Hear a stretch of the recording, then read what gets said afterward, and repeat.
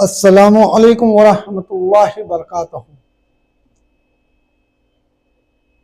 नुजूम की हकीकत क्या है?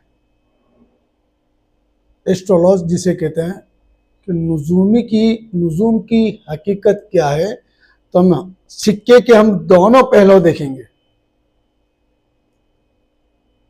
और आपके सामने कुछ ऐसी भी बातें बताएंगे जो आप खुद जाकर टेस्ट कर सकते हो अपने तरीके से। मेरी बात में कितनी सच्चाई है या नहीं खुद चेक कर सकते हैं।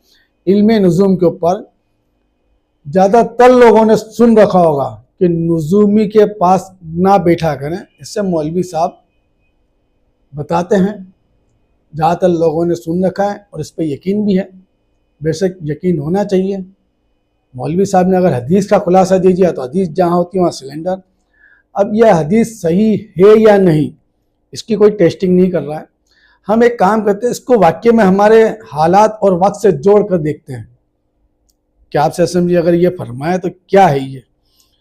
अब इसके पीछे की वजह पहले देख लेते हैं। अगर इमाम साहब मौलवी साहब इस बात पर कहते हैं कि नुजूमी के पास ना बैठें, तो सीधा सीधा इस बात का एक ही आसान तरीका होता है कि जो नुजूमी होता है वो आपको पीछे का और आगे की बात बताते हैं, यानी फ्यूचर और प्रेजेंट में आप जो हो और फ्यूचर में जो होने वाला है वो आपको दोनों बताते हैं।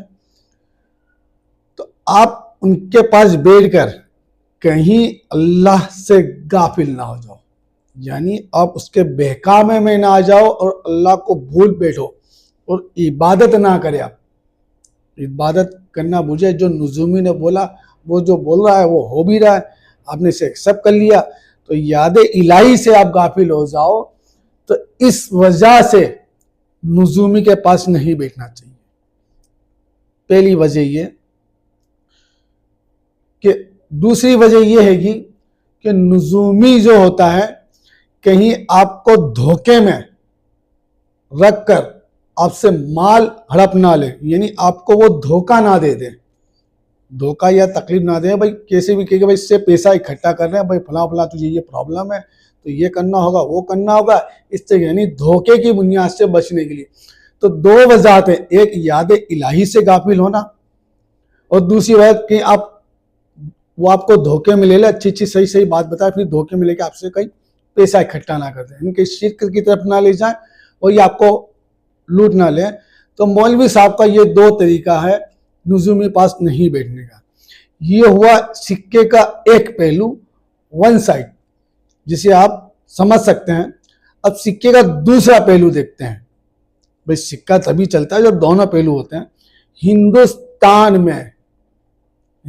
में सबसे ज्यादा इल्म नुजूम चलता है, सबसे ज्यादा हिंदुस्तान में इल्म नुजूम चलता है। दूसरी कंट्रियों में भी चलता है, ऐसा नहीं कि नहीं चलता। अब बुजुर्ग फरमाते हैं कि जिसने इल्मे नुजूम नहीं सीखा वो मारिफत की सीढ़ी क्या नहीं कर सकता।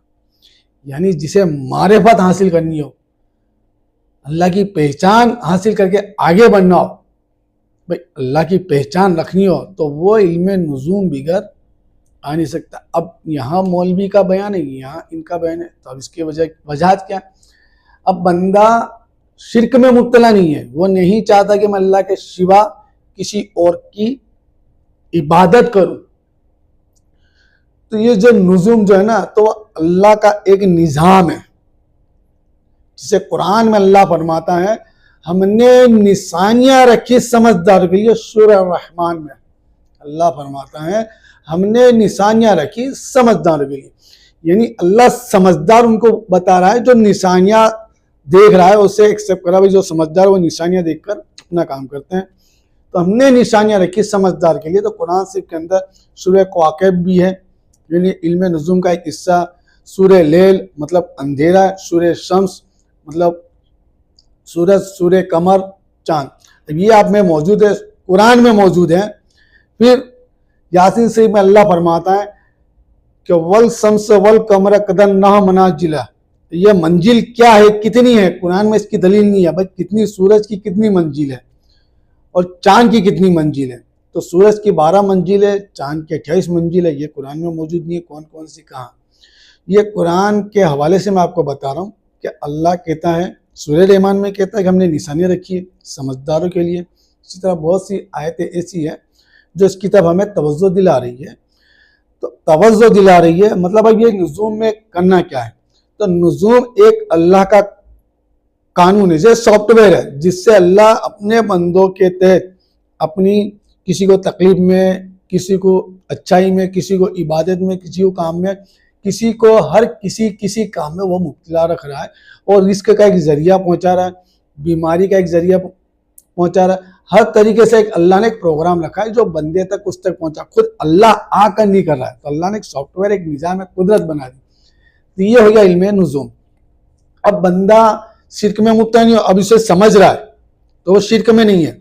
अब बंदा देख रहा है मेरे अच्छे या बुरे हालात आ रहे हैं, अगर वो समझ जाएगी कब अच्छे हालात कब बुरे हालात आ रहे हैं, तो मेरे बुरे हालात में मुझे सब्र कैसे करना है, किस तरीके से करना है, मुझे किन किन लोगों से बच के रहना है, या मुझे इनकम होगी तो किस तरीके से होगी और मेरा हलाल रिस्क कहाँ कहाँ मुझे पहुँचाना है, इसकी फिक्र यही हो है कि कहीं मैं इस्लाम से भटक ना जाऊँ और मेरी जो ज़िंदगी है वो सुकून वाली ज़िंदगी गुजरे।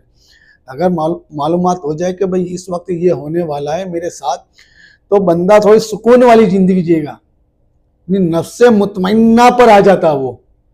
जब उसे इस चीज़ का पता चल जाता है, जैसे कुरान में 4 नफ्सों का जिक्र है, तो आखिरी नफ्स है जो नफ्से मुतमइन्ना है, तो वो बंदा मुतमइन्ना तक पहुंच जाता है और अपने ज़िंदगी को बहुत सुकून से गुजारने की कोशिश करता है। और क्योंकि परेशानी तो इस दुनिया में लगी है, अगर उसे जानकारी हो जाए कि परेशानी किस टाइप की होगी कैसे, तो उसकी तैयारी रखता है। तो इल्म नुज़ूम का दूसरा पहलू ये कि अपने आप की तैयारी रखना, अपने आप की तैयारी रखना। अब इन दोनों पहलुओं को मिला के जब एक सिक्का हम समझे कि ये सिक्का बना, तो सिक्का ये है कि हमें ऐसे इंसान के पास नहीं बैठना चाहिए जो झूठ, मक्कार और फरेब के धोखे में आपको नुज़ूम बताए सबसे पहले। और हमें शिर्क में जब जाना ही नहीं है, इबादत ही अल्लाह की करनी है, तो ऐसे इंसान के पास बैठे जो तुम्हें जिक्र अज़गार बताता रहे कि भाई इस हालत में, इस वक्त में आपको ये पढ़ना चाहिए, ये अमल करना चाहिए, या इस तरीके से आपको ज़िंदगी जीनी चाहिए, शरीयती वाली ज़िंदगी बताए। तो ऐसे नुज़ूमी के पास बैठना चाहिए। धोखा दे, लूटपाट करे, पैसे की लूटपाट करे, ऐसे लोगों से नहीं। लेकिन वो बंदे जो लोगों को सही राह दिखाना चाहते हैं, तो उनके पास बैठना चाहिए। ये दोनों वजाहतें आपके पास है। अब इसे माने या ना माने, दोनों इख्तियार आपके सामने, मैंने दोनों खुलासे आपके सामने रखे हैं। फैसला आपके इख्तियार में लें या ना लें,